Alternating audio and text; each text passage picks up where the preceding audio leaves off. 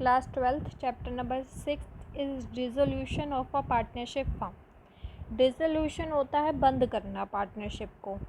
तो यहाँ पे आपको पार्टनरशिप और पार्टनरशिप फर्म में भी डिफरेंस देखना है कि कई बार हम डिसोल्यूशन ऑफ पार्टनरशिप करते हैं, यानी कि पुरानी पार्टनरशिप ख़त्म हो जाती है और नई पार्टनरशिप आ जाती है। जैसे एक पार्टनर की डेथ हो रही है तो हम क्या करते थे, वो पार्टनर को हटाकर बाकी जो पार्टनर्स होते थे वो अपने बिजनेस को कैरी ऑन करते थे। लेकिन यहाँ पे डिसोल्यूशन ऑफ पार्टनरशिप फर्म का मतलब है पार्टनरशिप बंद हो रही है, यानी वो बिज़नेस जो हम चला रहे थे वो ही बंद हो रहा है। तो देखो, Indian partnership act makes a distinction between dissolution of partnership and dissolution of partnership firm. Dissolution of partnership means termination of the old partnership agreement and reconstruction of the firm due to admission, retirement और death of a partner। तो जब death होता था, retirement होता था या admission होता था किसी नए पार्टनर का, तो हम डिसोल्यूशन ऑफ पार्टनरशिप करते थे। Dissolution of partnership may or may not result into closing down of the business, as the remaining partners may agree to carry on the business under a new agreement। ये depend करता है partners पर कि अगर किसी की death हो रही है तो वो बिज़नेस को आगे लेकर जाना चाहते हैं तो रिकन्स्टिट्यूट किया जाता है, दोबारा से फर्म को नया प्रॉफिट शेयरिंग रेशो बनाया जाता है, गुडविल का डिस्ट्रीब्यूशन देखा जाता है, कैपिटल डिस्ट्रीब्यूशन देखा जाता है। तो यहाँ पे उन पे डिपेंड करता है, चाहे तो वो बिज़नेस को बंद भी कर सकते हैं, चाहे तो कैरी ऑन भी कर सकते हैं। Dissolution of partnership firm means that the firm closes down its business and comes to an end. जबकि पार्टनरशिप फर्म का डिसोल्यूशन होना, इसका मतलब होता है कि जो बिज़नेस है वो ख़त्म हो रहा है, बंद हो रहा है। On the dissolution of the firm the assets of the firm are sold. तो यहाँ पे हम क्या कहते हैं, अब हमारे बिज़नेस अगर ख़त्म हो रहा है, हमारे बिज़नेस में एसेट्स रखी हुई है, तो उनकी क्या वैल्यू है? उनकी कोई वैल्यू नहीं है हमारे लिए, वो तो पड़ा ही रहेगा। इससे अच्छा तो हम क्या करते हैं, हम उन एसेट्स को बेच देते हैं और जो भी हमारे ऊपर बर्डन होता है, लाइबिलिटीज़ जो होती है, उनको पे आउट करने के लिए उस एसेट्स के अमाउंट को हम यूज़ कर लेते हैं। And liabilities are paid off and out of the remaining amount the accounts of partners are settled। और उसके बाद जब हमें पार्टनर्स को जितना पैसा देना होता है, हम उतना पार्टनर्स को उनके रेशो में डिस्ट्रीब्यूट कर देते हैं। तो सब फर्स्ट जो आपका स्टेप होता है टू सोल्ड एसेट्स, उसके बाद to sell assets, second number पे होता है टू पे आउट द लाइबिलिटीज़, उसके बाद फिर हम पार्टनर्स के अकाउंट्स को सेटल करते हैं। Thus, in case of dissolution of partnership, the firm may continue. It does not mean the dissolution of firm, but in case of dissolution of the firm, the partnership is automatically dissolved।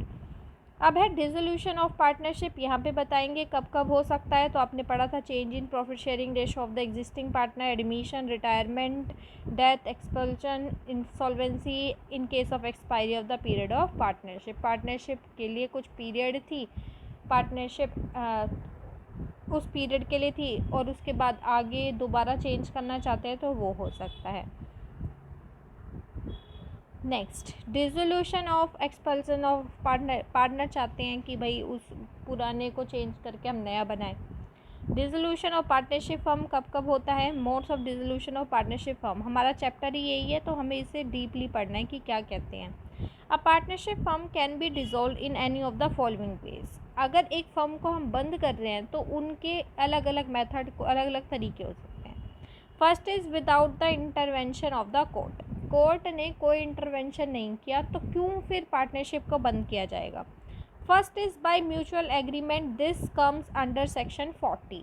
Section 40 कहता है कि अगर आप partnership firm को बंद कर रहे हैं तो वो म्यूचुअल एग्रीमेंट से कर रहे हैं, यानी सारे पार्टनर्स मिलकर ये डिसाइड करते हैं that they want to end this partnership firm. अब पार्टनरशिप फर्म में be dissolve when all the partners agree for its dissolution. तो इसका सेक्शन 40 याद रखना। सेक्शन 41 होता है compulsory dissolution. A firm is compulsory dissolve in the following cases. Compulsory कब dissolve होगा?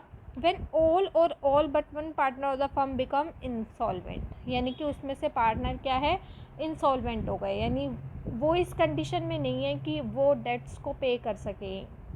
इंसॉल्वेंट मतलब बिल्कुल कंगाल हो गए। When business of the firm becomes unlawful, जब बिजनेस ही लॉ के अकॉर्डिंग नहीं है, कानून के अकॉर्डिंग नहीं है, लीगल काम नहीं कर रहा, तब वो कंपलसरी बंद हो जाता है। ये आता है इट काउंट्स अंडर सेक्शन 41। तो section 40 is mutual agreement and section 41 is compulsory. Third is on happening of an event. कब फर्म डिसॉल्व हो जाएगी? A firm may be dissolved on the happening of any one of the following incident। इनमें से अगर एक भी हुआ, insolvency of a partner, अगर कोई पार्टनर बिल्कुल क्या हो जाता है, कंगाल हो जाता है, डेथ हो जाती है पार्टनर की, fulfilment of the object for which the firm was formed, अगर हमने डिसाइड किया था कि हम ये काम करके पार्टनरशिप बंद कर देंगे, तो पर्टिकुलर इवेंट के लिए आपने पार्टनरशिप को रखा था। On the expiry of the period for which the firm was formed, आपने फर्म को बनाने से पहले ही देखा था कि हम 2019 तक इस पार्टनरशिप को चलाएंगे, तो 2019 होते ही आपकी पार्टनरशिप ख़त्म हो जाएगी। By notice when the duration of the partnership firm is not fixed and it is at will. कह रहे जब पार्टनरशिप फर्म कितने समय तक चलेगा ये फिक्स नहीं है, ये अपनी इच्छा पर है। Any partner by giving notice to other partners can dissolve the firm. कोई भी पार्टनर दूसरे पार्टनर को नोटिस देकर फर्म को डिसॉल्व कर सकता है।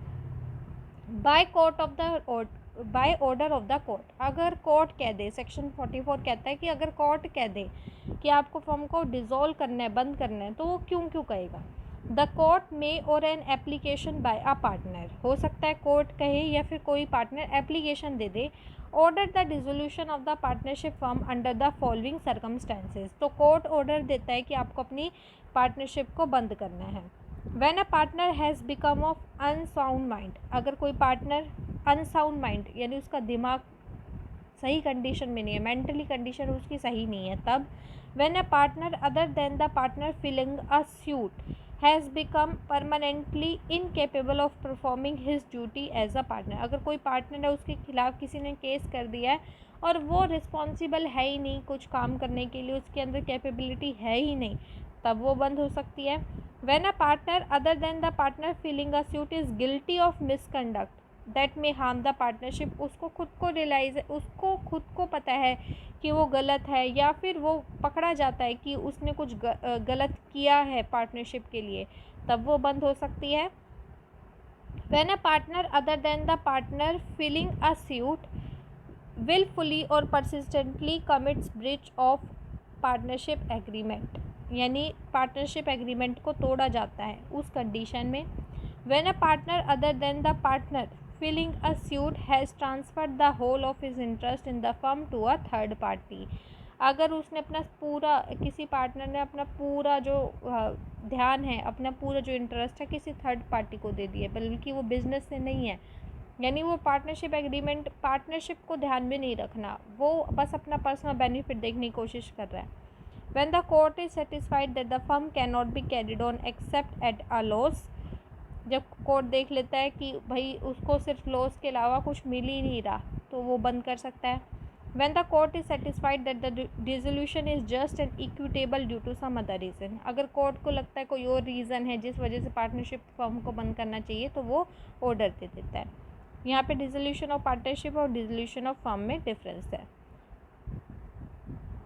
अब है आपका settlement of accounts on dissolution. Accounts को किस तरीके से डिसोल्यूशन करेंगे, कैसे करेंगे? सबसे पहले हमारा स्टेप क्या है कि जो भी हमारे बिजनेस में अकाउंट्स है, अलग अलग कैपिटल है, जो भी आपके पास एसेट्स है, लाइबिलिटीज़ है, इनको किस तरीके से सेटल करेंगे, ठीक है। तो सेक्शन 48 में लिखा हुआ है सेटलमेंट के बारे में।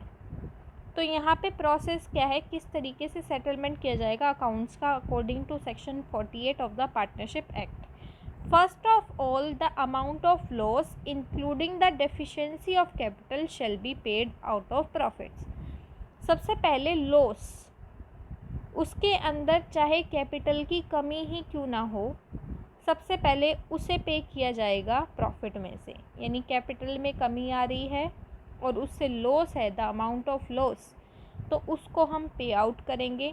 Next out of capital and lastly if necessary will be realised from the partners in their profit sharing ratio. अगर आपको किसी भी तरीके का लॉस हो रहा है तो आप क्या करेंगे, आप उसे कैपिटल में से लेने की कोशिश करेंगे। उसके बाद आप देखेंगे कि अगर वो कैपिटल में से भी पूरा नहीं हो पा रहा, कमी रह रही है, तो आप क्या करेंगे, पार्टनर से ले लेंगे उनके प्रॉफिट शेयरिंग रेशो में से, यानी लॉस को हम कवर करते हैं।